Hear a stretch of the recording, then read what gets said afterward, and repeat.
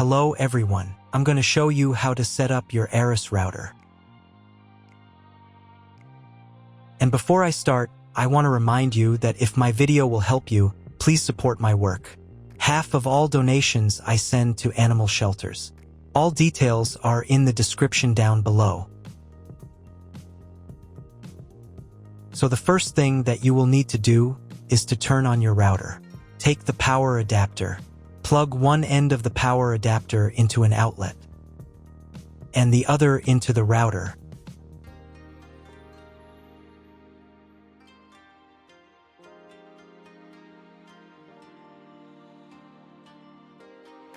When the router is turned on, the power indicator will be lit. It may take a few minutes for it to completely turn on. Next, plug the cable from your internet service provider or from your modem into a special internet port. This port is usually labeled as internet, and usually it has a different color. Each cable should be inserted until it snaps into place. Now you need to restore the router to its factory settings. Hold down the reset button on the router for 10 seconds. Wait until the indicator lights on the router start flashing. Sometimes this button is located inside the router casing to avoid accidental pressing. In this case, use a thin object to press on it.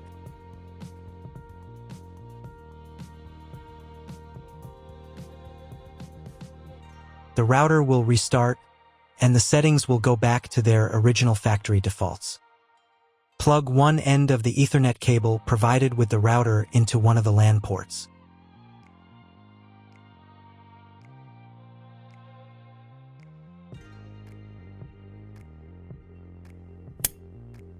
And plug the other end of the cable into your computer's Ethernet port.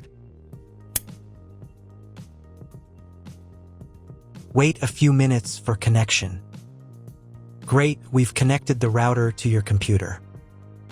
Now you will need to set it up. But first, let me show you another way to connect the router if you do not have an Ethernet cable or your computer does not have an Ethernet port.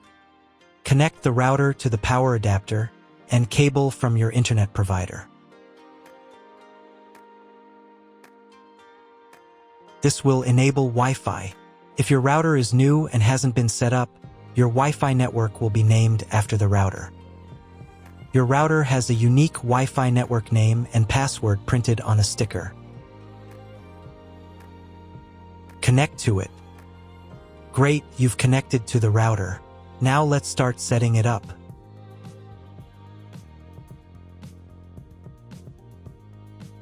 First, open your web browser and visit the URL you see on the screen.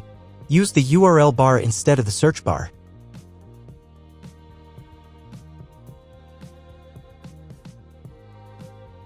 At the beginning, you will see a form with a login and password.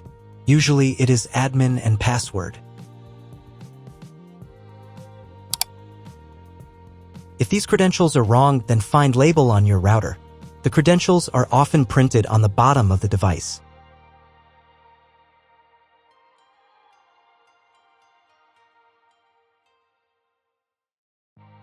If none of this works, it means that your router has already been configured and someone has changed the login and password. If you can't find out the login credentials, just reset the router to factory settings. And then log into the router's personal cabinet using the standard credentials. If your router settings do not look like mine, it means that your router has a different firmware. I made a video for every firmware type. You can find all the links in the description down below. I want to warn you right away that there are many firmware versions and they may differ slightly. But don't worry, you will succeed. Just watch the video and follow the instructions. So, as I mentioned earlier, the first step is to enter your username and password to access the router's admin panel. At this point, you'll also see an option to choose the language for the router's admin interface. You can select from several available languages depending on the model, but in this case, I'm going to leave it set to English. It's the default and most documentation supports it. Once you've entered the username and password and selected the language, click the Apply button to proceed. After that, A pop-up window may appear. This is a security prompt asking if you want to change the default login password for the admin panel. This step is extremely important for your security. Leaving the default password makes it easier for someone to access and change your network settings without permission. So I strongly recommend changing it. To do that, click right here to open the password change page. On this page, you'll see 3 fields. In the first field, enter your current password, the one you just used to log in. In the second field, type your new password. Make sure it's strong and hard to guess. And in the third field, retype your new password again to confirm it. The password must be at least 8 characters long, but ideally you should use a mix of letters, numbers, and symbols to make it more secure. You might also see a field labeled Login Timeout. This setting determines how long your session in the router's admin panel will remain active when you're not using it. For example, if you set the timeout to 900 seconds, that's 15 minutes, and you don't interact with the interface during that time, the system will automatically log you out. This feature helps protect your router from unauthorized access in case you leave your computer unattended while logged in. Once you've made all the changes, click Apply to save them. Now, let's move on and change the Wi-Fi network name and password. To do this, go to the Basic Setup tab and then click on the menu option also called Basic Setup.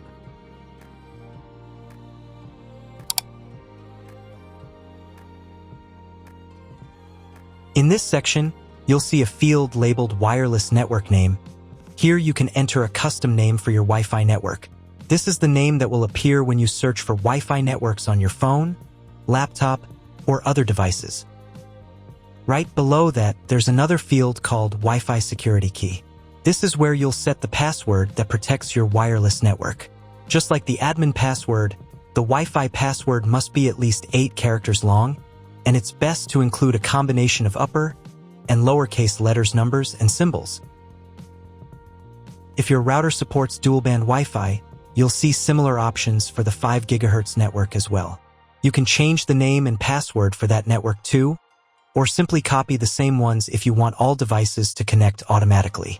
If you don't need one of the bands, for example, if you want to disable the 2.4 GHz or 5 GHz network, you can do that here as well. Just uncheck the box next to the network you don't want to use. When you're done making changes, click the Apply button to save your new settings. You'll see a message saying, "Your settings are being saved." It may take up to 1 minute to write the settings. Please do not close the window or turn off your router while the settings are being applied. Once the settings are saved, your Wi-Fi connection will restart with the new name and password. If you were previously connected to the router via Wi-Fi, your device will be disconnected. Now you need to reconnect using the new Wi-Fi network name and password that you just set. Once reconnected, check if your internet connection is working. The easiest way to do this is to open a browser and try searching for something on Google. If the internet still isn't working, don't panic.